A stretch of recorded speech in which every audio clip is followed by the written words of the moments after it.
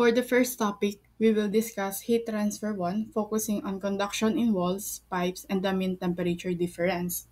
So before we focus on conduction, ano muna ba yung heat transfer? Heat transfer is the movement of heat due to a temperature difference between a system and its surroundings. So ang energy transfer ay from higher temperature to lower temperature due to the second law of thermodynamics. There are three types of heat transfer. First is conduction, second convection, and third is radiation. Yung pinagkakaiba naman nilang tatlo is yung conduction, it requires contact, yung convection requires fluid flow, and radiation does not require any medium. Ang focus natin ngayon ay sa conduction.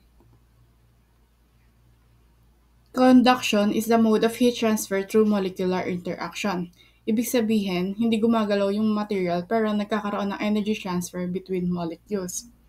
So for example, kapag hinawakan mo yung kutsarang nakababad sa mainit na tubig, mararamdaman mong umiinit din yung hawak mo na part kahit malayo yun dun sa heat. So that's conduction. Sa conduction through plane walls, ito yung mga ginagamit na formula. So yung Q is the amount of heat na dumadaloy.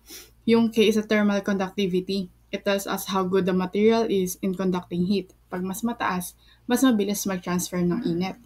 A yung area. T1 minus T2 is yung temperature difference between the two sides, and X is the thickness of the wall.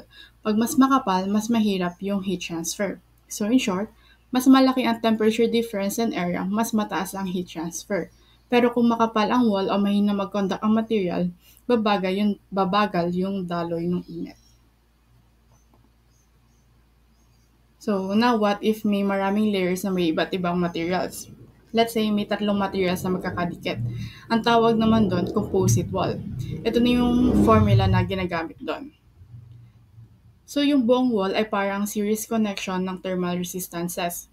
Ang X over K for each layer is like the thermal resistance. Kung makapal at mahina conductivity, mataas ang resistance niya. We add all of those resistances, then divide the driving force or yung temperature difference by the total resistance to get Q.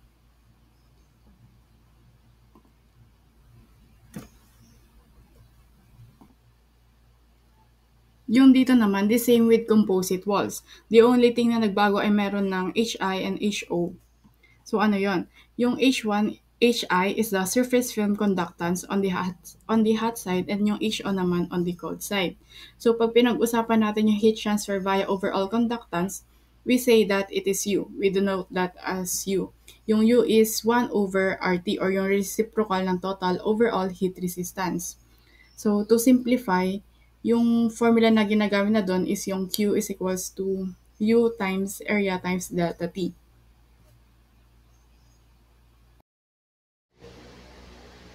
So next one, we have conduction through pipe. So coming from a hot liquid or hot surroundings, transfer of heat will occur. Dahil sabi nga sa conduction natin that it transfer from one hot body to the cold one.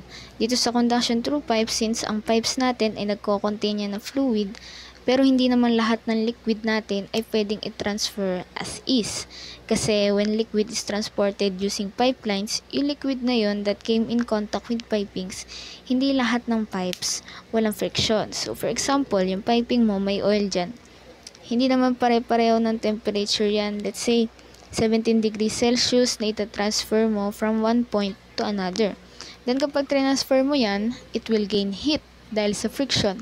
Yung friction na yon, results yon ng contact with the fluid and the solid material na gawa yung piping. So, anong ginagawa ng mga engineers? So, as engineers, we combat the effects of the friction doon sa pipes, and karaniwan, ikinokondisyon natin o ibinababa natin yung temperature liquid na nasa loob ng pipings in case of the oil. Paano naman kung steam lines? Yung steam lines, to build up good pressure and combat any losses in pressure doon sa steam na nakapaloob sa piping, minemaintain natin yung temperature na yon. And how? We create insulation doon sa pipes na yon para hindi siya magkakaroon ng heat losses and to maintain the heat that is contained doon sa steam na yon. So, diyan napapasok yung conduction through pipes. So, sabi nga dito sa definition natin, in conduction through pipe, assume that heat flows in the radial direction from inside to outside surface. So, Ibig sabihin, yung heat is contained inside the pipe and it travels from the hot side to the cold side.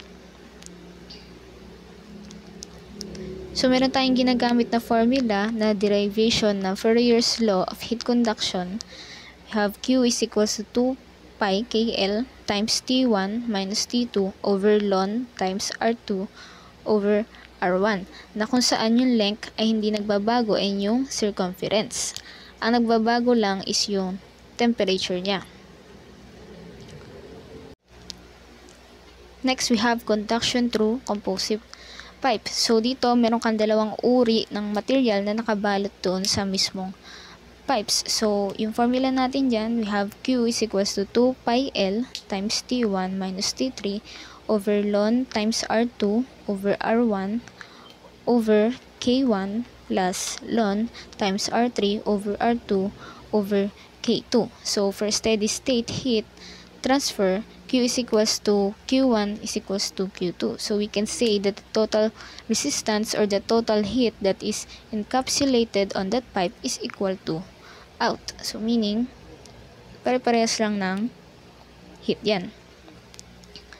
So next one, we have conduction from fluid to fluid through pipe. So it involves the transfer of thermal energy across different mediums. So through the pipe wall and into another fluid. So, meron tayong formula dito na Q is equals to 2 pi L times inside temperature minus outside temperature all over 1 over R1 o yung mismong radius nung mismong pipe times H plus ln times R2 over R1 over K1 plus ln times R3 over R2 over K2 plus 1 over R3 times H. So next naman is the mean temperature difference. So what is MTD muna?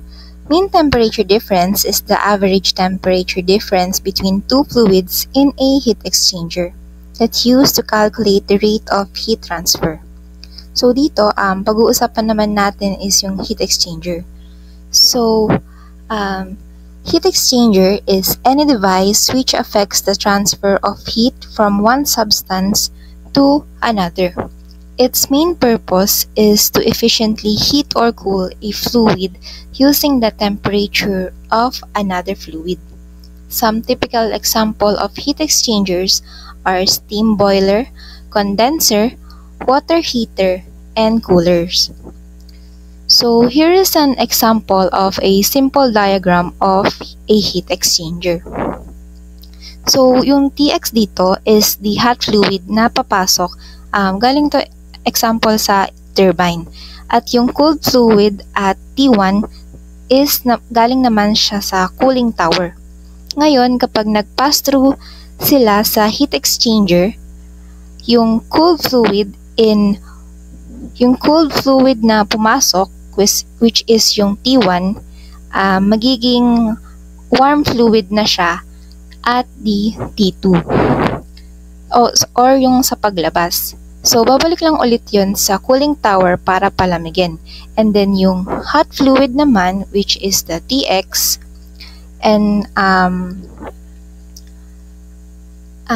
nagaling sa turbine is magiging cold fluid out naman siya dun sa TY.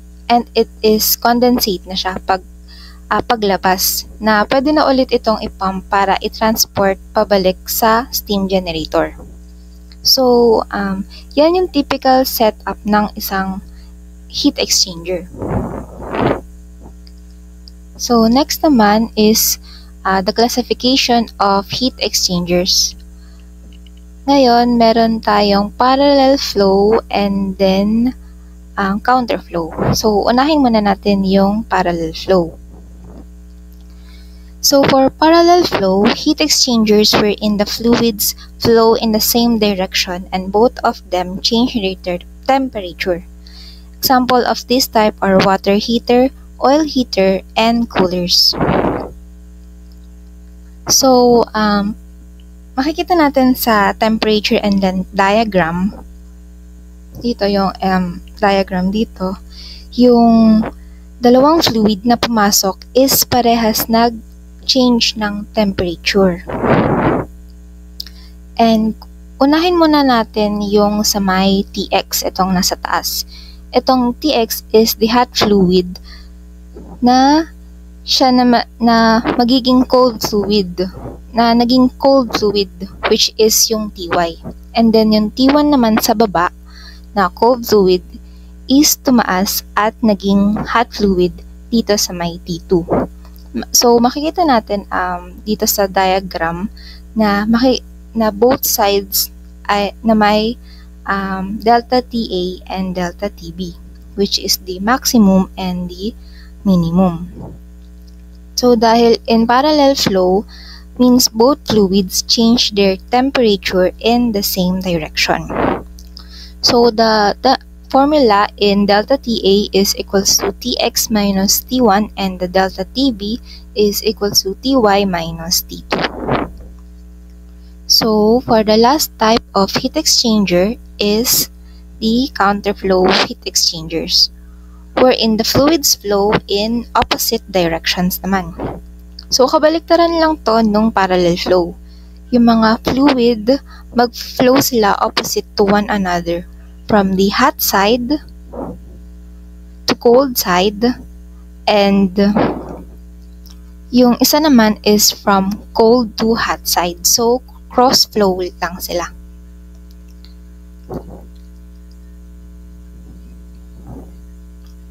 So also pala ay makikita din natin dito yung maximum and minimum side, or sa delta TA. Yung formula nito is equals to Ty minus T1 and the delta TB naman is Tx minus T2. So parang nagkabaliktad lang din sila ng formula dun sa parallel flow. And then next is also meron din pala tayong two types of temperature difference, the logarithmic mean temperature difference and the arithmetic mean temperature difference. So for the logarithmic mean temperature difference, gagamit tayo ng natural logarithm para makuha yung kanyang changes. So the formula of LMTD is equals to the maximum temperature minus the minimum temperature over the ln at maximum over minimum. So for the arithmetic mean temperature difference naman, it is just the mean or the sum of the maximum and the minimums. So AMTD is equals to maximum plus the minimum over 2. So, parang mean lang talaga yung kukunin natin. So, that's all for our concept. So, next naman are the sample problems. Solving number 1. Calculate the energy transfer rate in watt per meter squared across 6-inch wall of fire brick with a temperature difference across the wall of 55 degrees Celsius. The thermal conductivity of the fire brick is 0.65 BTU per hour feet Fahrenheit at the temperature interest. So sa problem, may given na thickness ng wall, may change in temperature at thermal conductivity.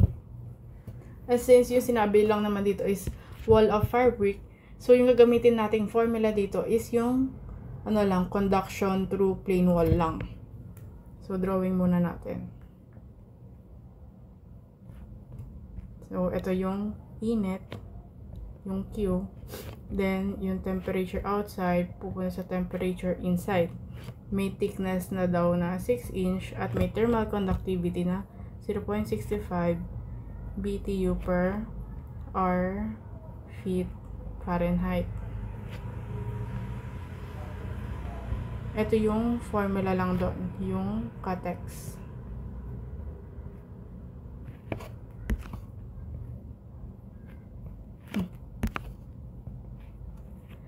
Yung pinapahanap sa problem, watt per meter squared. So, yung area dito, kailangan natin ilipat dun sa Q. So, maging Q is equals to Q over area times change in K times change in plus X. Yan na lang yung magiging ito na lang yung formula na gagamitin natin. And since given naman silang lahat, isa-substitute na lang natin yung value. So, yung K is 0.65 BTU per R feet Fahrenheit. Yung sinabing unit na kailangan dito is watt per meter squared. So, naka-SI siya. Pero, halos yung mga given natin, naka-English unit, kaya kailangan pa natin siyang i-convert. So, yung watt is joule per second. Kaya yung BTU, kailangan muna natin siyang i-convert sa joule para makancel natin. So, times sa 1 BTU, merong 1,055 joule. Then, change in temperature. 55 degree yung Celsius yung given. Pero, para makancel natin yung Fahrenheit, kailangan din natin siyang i-convert into Fahrenheit. So, para ma-convert natin yung Celsius to Fahrenheit, times lang natin siya sa 1.8. Fahrenheit na lalabas yan. So, over thickness na 6 inch.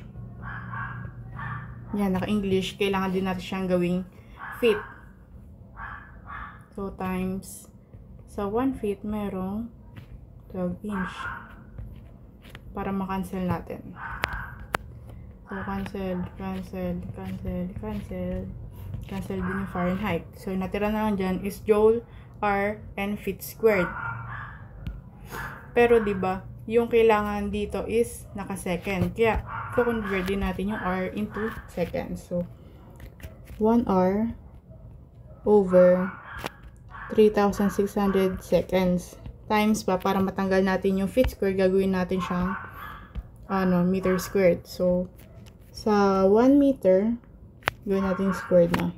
Over, sa 1 meter, merong 3.28 feet squared. So, makakancel na din natin yan. Sa R, cancel, feet squared, cancel.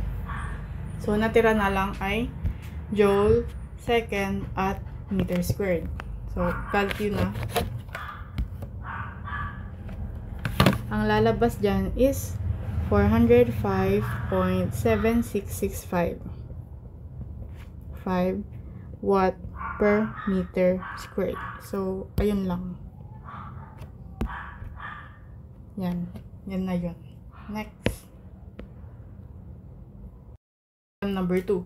A vertical furnace wall is made up of an inner wall of fabric 20 cm thick, followed by insulating brick 15 cm thick, and an outer wall of 1 cm thick.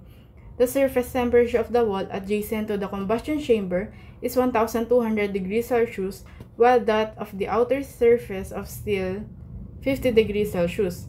The thermal conductivities of the wall material in watt per meter Kelvin are fabric 10, insulating brick 0.26, and steel 45. Neglecting the film resistance and contact resistance of joints, determine the heat loss per square meter of wall area. So, yung mga given naman dito is ito, inner wall of fabric. So, X1 to. Followed by insulating brick, X2. And outer wall, X3. The surface temperature of the wall adjacent to the combustion chamber is 1,200 degrees Celsius. So, T. Yan. While that of the outer surface of the steel is 30 degrees Celsius. So, temperature outside. The thermal conductivities of the wall material are fabric. So, K1, then K2, and K3. So, yun na yun. Drawing ulit muna natin. So, meron daw na inner, fabric na 20 cm thick.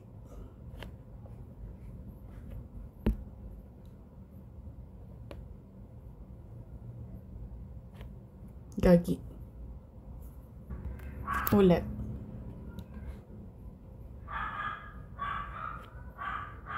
So, meron daw 20 cm na fabric.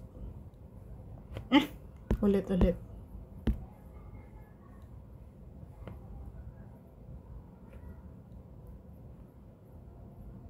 Laki naman.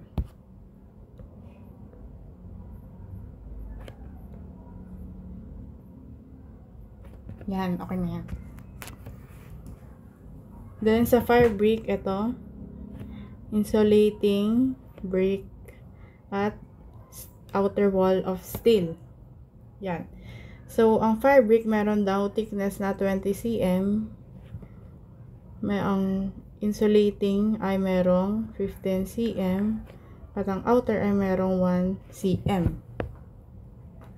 So, ang temperature dito ay 1,200 degrees Celsius at dito naman ay 50 degrees Celsius. So, dito, siyempre dadaan yung init. So, Q. Then, sa thermal conductivity, ang fabric ay merong 10, insulating is 0.26, at ang steel ay merong 45. So, dahil madaming layers na to, yung formula lang gagamitin na natin dito is yung conduction through composite walls na, since iba-iba na din yung material na gamit. Ang formula dun is, di ba, Q is equals to area times temperature inside minus temperature outside over temperature on the hot side tas temperature sa cold side over x1, ayan, over yung thermal conductivity plus x2 over thermal conductivity ulit ng second layer at lastly yung third layer na. Yan, ayun yung formula lang ginagamit. But since yung hinihingi na naman dito is yung heat loss per square meter na naman, yung A lilipat ulit dun sa Q. Kaya magiging Q over A times yung temperature na lang over yung mga thermal resistances.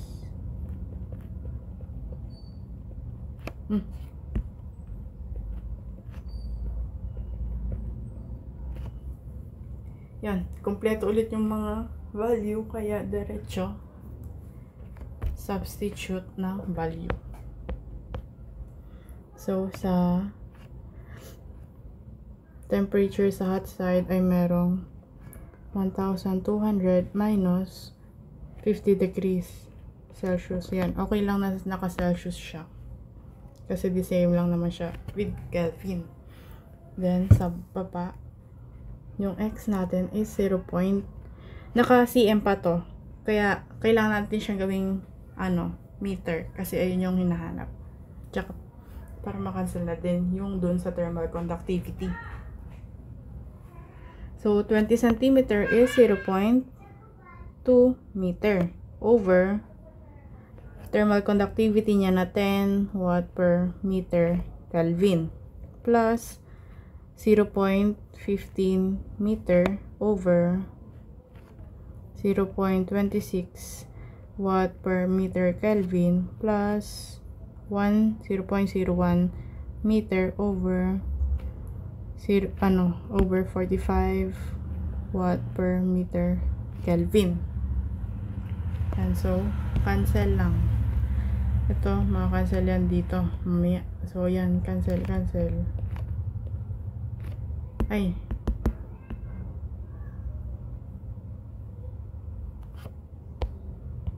So, ml lang. Di pala yung makakancel. Yung nakakancel lang is yung temperature lang. Yan, may stay yung meter. So, equals calcu. Ang lalabas dyan is 1,925.8295 watt per meter squared. So, ayun na din yun. Ayan na yung final answer.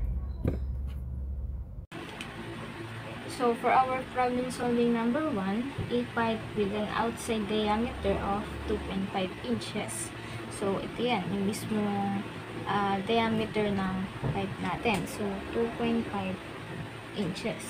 So, is insulated with a 2 inches layer of asbestos.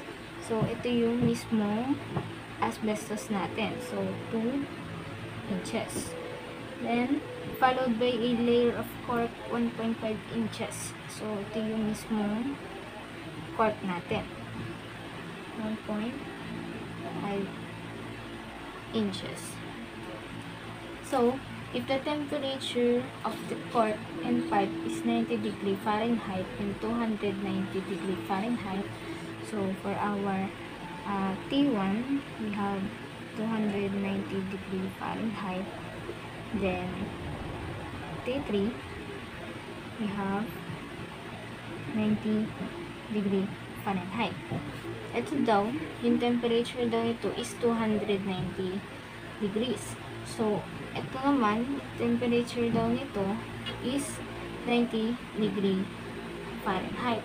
So, calculate the heat loss per 100 feet of insulated pipe. So, binanggit din dito na yung length daw natin is 100 feet.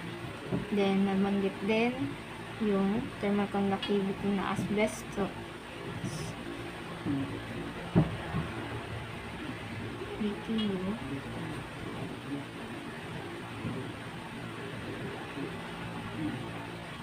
Then,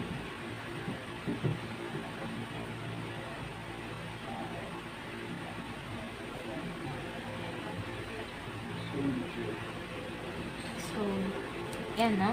So, magkamap tayo dun sa mismong formula ng conduction through composite pipe. So, meron tayong Q is equals to 2 pi L times T1 minus T3 over ln times R2 over R1 over T1 plus ln R3 over R2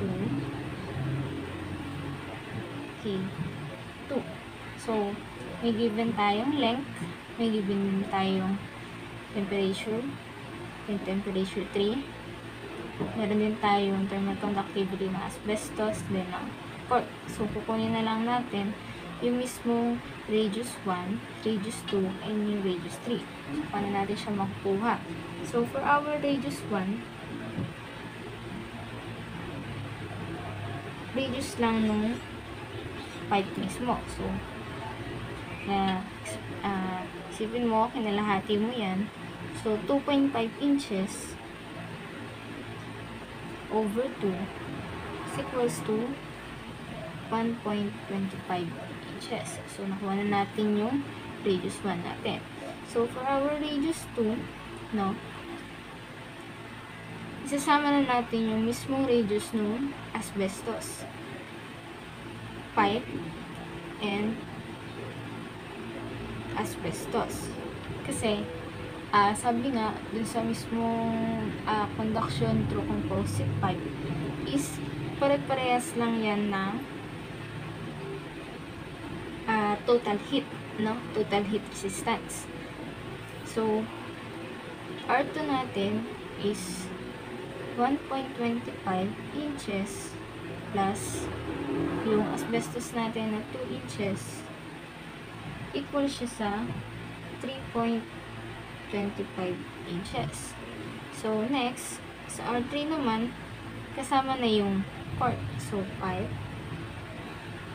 asbestos, and yung cork natin. So, we have 1.25 plus 2 plus 1.5 inches. Meron tayong 4.75 inches. So, nakuha na natin yung radius 1, radius 2, then yung radius 3. So, pwede na natin itong masolve, no? So, lagay lang natin yung mga given values niya. So, length, 100 feet times temperature 1, 290 minus 90 degree Fahrenheit over 1 times ang R2 natin na 3.25 inches over R1 natin na 1.25 inches. Thermal conductivity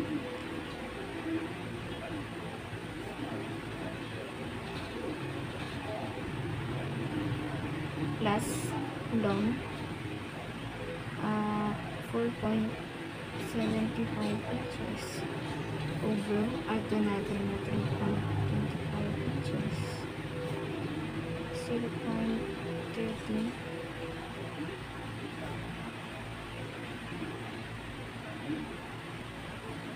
yan. So, solve natin yan. Sorry. Kailangan pala, i-times na natin siya sa 1 inches. 1 feet over 12 inches. Kasi, para makancel na natin yung feet dito and yung inches dito. Kasi, ang hinihingi lang na unit is BTU per hour. So, kailangan ito na yung matira. So, solve natin siya, no?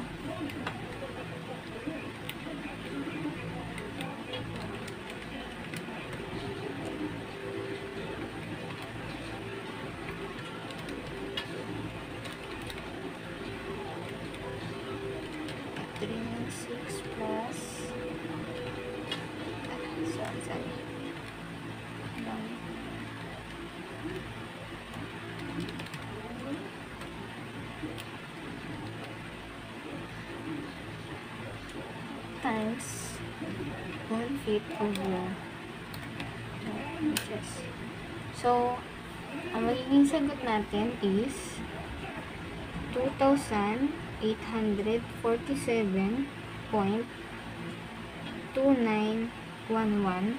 So, cancel na natin itong feet. Cancel na natin yan. Then, inches, cancel na din natin. Then, cancel na din yung degree Fahrenheit.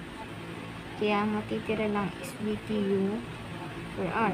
So, BTU per hour. So, ito na yung mismong sagot natin. So, ito na yung total heat transfer doon sa mismong piping natin. So, next naman, isagutan natin yung sample problems for mean temperature difference. So, we have a liquid-to-liquid counterflow heat exchanger is used to heat a cold fluid from 120 degree Fahrenheit to 310 degree Fahrenheit. Assuming that the hot fluid enters at 500 degree Fahrenheit and leaves at 400 degree Fahrenheit, calculate the logarithmic mean temperature difference for the heat exchanger. So, para mas magets natin itong problem ito is we need to draw a diagram, the temperature and length diagram. So, and then, we plot the given temperatures para mas maintindihan natin kung paano yung gagawin natin. So, ito. So, yung yung temperature 1, ito yung cold fluid na pumasok sa heat exchanger. And then, may hot fluid din tayo na pumasok which is 500 degree Fahrenheit. And then, yung 500 degree Fahrenheit na to is dahil nagpainit siya ng tubig dito sa cold water, naging 400 degree Fahrenheit na lang siya. And then itong pinainit na tubig na cold water is naging 310 degree Fahrenheit. So, next is, para malaman natin yung maximum and minimum, yung Tx and T2 minus natin, and then yung Ty minus T1. So, the question is, for Tx minus T1, we have 190 degree Fahrenheit. And then, for the Ty minus T1, we have 280 degree Fahrenheit. So, dito pa lang sa numbers ito, malalaman mo na kung nasan yung maximum side. So, for the Ta is yung ito, yung Ty, delta Ta, equal siya sa 280 degree Fahrenheit. And the delta Tb is equal to yung Tx minus T2, 190 degree Fahrenheit. So, ito yung mga value na gagamitin natin dito sa ating formula na substitute sa ating equation. So, yung maximum temperature natin, ay yung Ta natin, yung maximum temperature natin is, we have 280 degree Fahrenheit minus 190 degree Fahrenheit all over Elon times 280 minus 190. So, yung value ng ating LMTD or yung logarithmic mean temperature difference is equal to 232.099 degree Fahrenheit.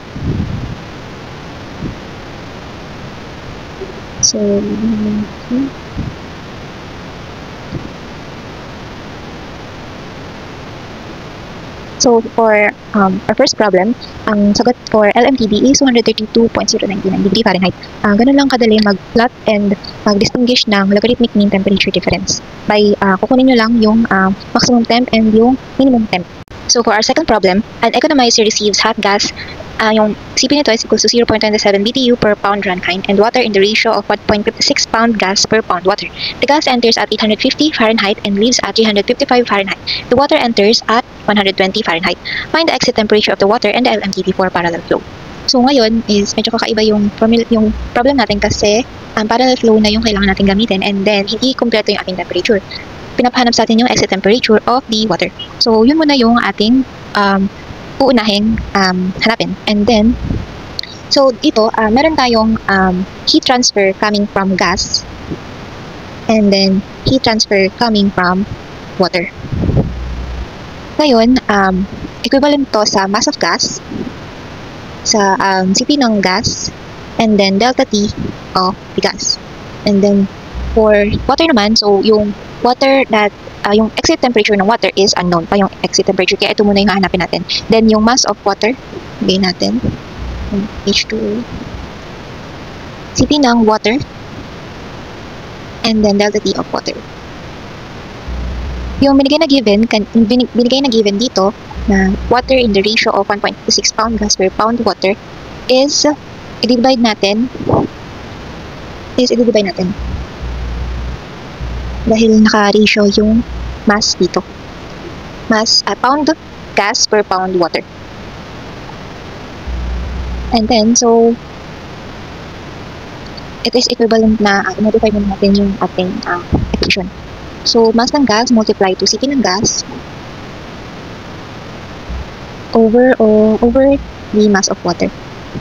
Multiply sa delta T ng gas or yung temperature ng high gas minus temperature of low gas equals CP of water and then temperature of high temperature of water minus low temperature of water. So the ratio of mass is, ngayon ang okay natin equation, i-substitute natin yung mga given ko. So we have the mass of gas over, o yung ratio of mass is 1.56 and gas over water times 0.27 ito yung CP ng gas na given BTU per pound runtime times 850 minus 355 degree runtime. So equal to sa 1 BTU, yung CP ng water is 1 BTU per pound Fahrenheit. Times sa unknown, which is yung high temperature of water minus 120 degree Fahrenheit. So, ang temperature or yung exit temperature of water is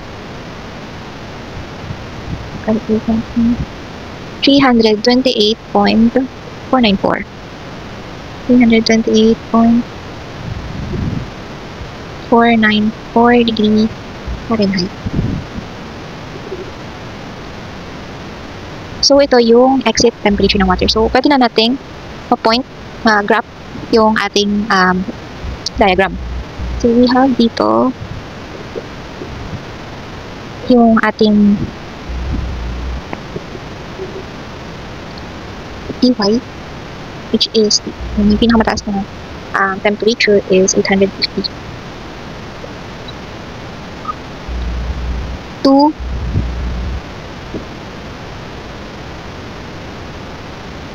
So sa taas muna pala is yung gas. which is 850 degree Fahrenheit, and nag-leave siya at 355 degree Fahrenheit.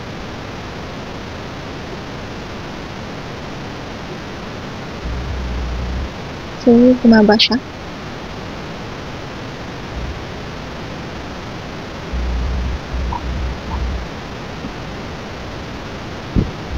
Adjust naman natin.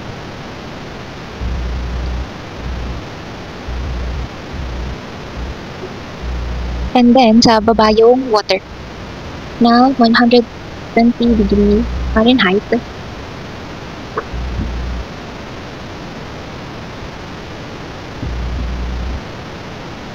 So, uminit siya ng hanggang 328.494 degree Fahrenheit. Exit pala.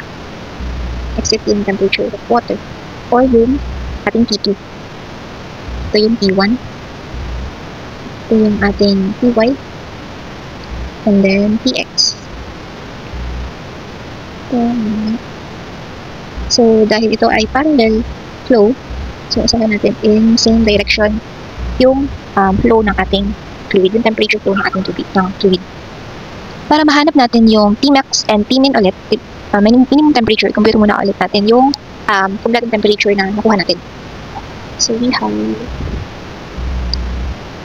Tx minus T2 equals to 355 degree Fahrenheit minus 120 is equals to 26.506 degree Fahrenheit, and for Ty minus T1, 850 minus 120 is equals to 730 degree Fahrenheit. So, kita natin dito na yung ito, Ty minus T1 is the maximum temperature or yung ating TA. So, pH is yung value is 730 degree Fahrenheit. And then, dito naman is TB 26.506 degree Fahrenheit. So, yun ay ating Tmax and Tmin. And then, substitute na lang natin siya sa formula ng LMTB, which is LMTB so equals to delta TA minus delta TB over 1 delta TB and delta T or yung mean. So, 730 minus 26.506 over 1 730 over 26.506. So, yung ating LMTB, ang value niya is equals to 212.1723 degree Fahrenheit. So, nakompleto natin yung dalawang pinapahanap sa problem, which is the temperature of exit temperature of water and the LMTB for parallel flow. And ito yung ating maximum and then minimum. So, dito din, ito yung ating maximum and then minimum. But it is a counterflow heat exchanger. So, that's all for our sample problem.